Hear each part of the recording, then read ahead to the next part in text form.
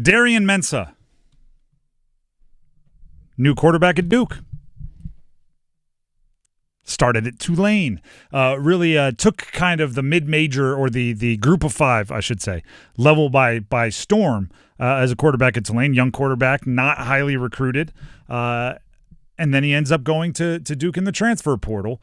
And almost immediately, numbers were thrown around. CBS Sports reported $4 million per year for Mensah to go to Duke, and that raised some eyebrows. It's cooled down a little bit since then because other players seem to be getting ginormous financial commitments as well, so it's not as much of an outlier. But Mensah finally talked about his decision to transfer to Duke, and something kind of stood out to me. He talked to On3, which is one of the sites that is really in depth into covering the college transfer world. And I'll just read it to you. First of all, this is Mensah on 3 about why he left Tulane to join Duke.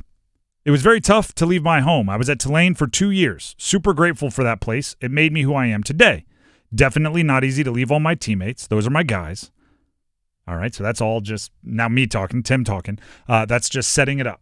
Now we get to the reasons for why he went to Duke. But I wanted to play in a competitive conference like the ACC in the Power Four, and I knew this move would set my family up for financial freedom. Those are some of the things that went into that decision. I feel like Manny, when we met in the portal, he's the kind of guy, when he talks, you listen. I wanted to play for a head coach like him. Now, aside from me stumbling through that quote a few times, I immediately went, wait a second. Something's off. Something's different. Something that's normally there is not there. Later on in the article, he was quoted again. Mensah says, obviously the NIL component was pretty important, but it wasn't the primary focus. The primary focus is to play in the NFL.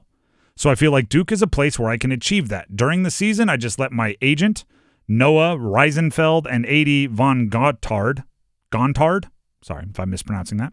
I feel like they did a phenomenal job keeping me focused on what I needed to during the season. I'm at where I am now, so I'm grateful for them. Here's why that stood out to me. And I don't know if he committed to XYZ Football Factory, if he committed to Clemson and that's his answer, if he committed to Alabama, Georgia, LSU, and that's his answer, it doesn't stand out. But committing to Duke and that being his answer stood out to me, and here's why.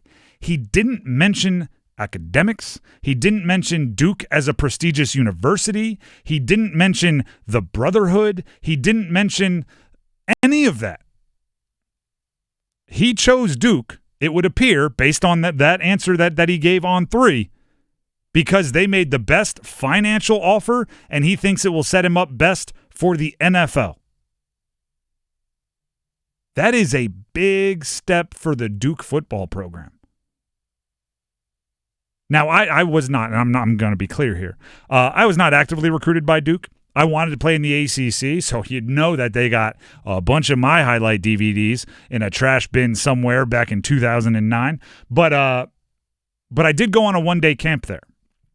So we drove down to the area, went to the camp, and while I was not being actively recruited, there were those at the camp that were being actively recruited. So when they talked to the entire group, they were really talking to like the 6 of them that had scholarship offers. And do you know what the pitch was? This was right at the beginning of the Cutcliffe era. The pitch was, you're not making a decision for the next 4 years. You're making a decision for the next 40. And you're not making a decision where you're going to go play football. You're making a decision on where you're going to live the next 4 years or 5 years of your life. And you're making a decision on the education. And you're making a decision on everything almost other than football. That was their pitch. That was how they got players to commit. It was almost like, sure, you could have better football experiences elsewhere, but if football doesn't work out, you're going to really like that Duke degree. Mensah's saying, no, I came here because you're paying me a lot of money, which shows Duke has a commitment to football. Right? They're not trying to get by with name recognition and, yeah, we can't afford as much NIL, but it's really fun in the offseason to go sit with the crazies. Like, they're not trying to get by on that. They're paying top dollar, and there's the expectation you can go play in the pros. Right? Daniel Jones was picked 6th overall. Even somebody like Riley Leonard, who did transfer to Notre Dame for a year, but I don't think he played any better from increasing his draft stock at Notre Dame, gets drafted, right? There's NFL realistic opportunities at a Duke. Mensah was also quoted in the piece, the On3 article, saying, I spoke to a bunch of programs, my agents did for me. Thinking of Duke as the top name at first, for sure, I'd say, was a little bit surprising. But I did my research, because that's a pretty big decision. And after doing my research, this was the best opportunity for me to get to where I want. Again, even he's saying, like, I don't know about Duke football, but once I looked into it, I thought, yeah, it'll get me to the NFL. That is huge. That is massive. That's when, like, if somebody, and by the way, Mensah, at the time he committed, was, I think, number 1 or number 2 quarterback in the portal, right? And it's hard to judge, like, entire cycles because as players go in the portal and come out of the portal, they go, like, on the transfer rankings and off the transfer rankings. So, he was out by the time some other guy hit the portal. Who knows? He's a top 5 quarterback in the portal. Top 5 in a recruiting cycle in the portal, which means teams looking for right now starters, he had options. I don't know if he was, could name his blue blood and just go walk into a starting job. He's not going to unseat someone else that's established, but he had options and he chose Duke, which is great, right? And part of you, if you're a Duke football fan or just a football fan in the triangle, and you understand that it's more entertaining when all 3 ACC programs in the area are good, part of you probably wants to go like, I don't care how they did it. I'm just happy they did. But the next step is, all right, let's watch the film, right? How did we get Darian Mensah to commit here? And how can we duplicate that with other really, really good players in the future? And is there something there that maybe we haven't been highlighting enough? Darian Mensah thinks this place, meaning Duke football, gives him the most money and the best chance at the NFL. I'll be darned. That's where you start the pitch for the next transfer or recruiting quarterback that you have. That's position A. Now, once you get to know the player, if you find out that they are super academically inclined and you think that what Duke has to offer on campus life is equally as important, then you can also add that in. But I'll tell you right now, even the smart kids, and this is I don't know, maybe an issue with society, but I'm just telling you how it is, not how it should be. Even the smart kids, if you're a 4-star or above, it's at least 60-40, you're using the sport to choose the school over the academics. Again, maybe that's not the right way to do it because, every year there's X amount of NCAA athletes and most of them are going to go pro in something other than sports. Like maybe it's not the best, but that's just how it is. I'll tell another quick recruiting story just to hammer home that point. After I had committed to Delaware, I was committed as a preferred walk-on.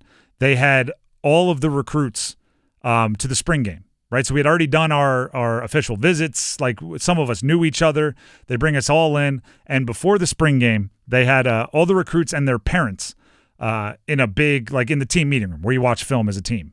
And the coach gave a little speech. We're so happy to have you here. Welcome to the family, right? You're going to have a barbecue before the game. And then players can be on the field watching. Parents will give you your seats.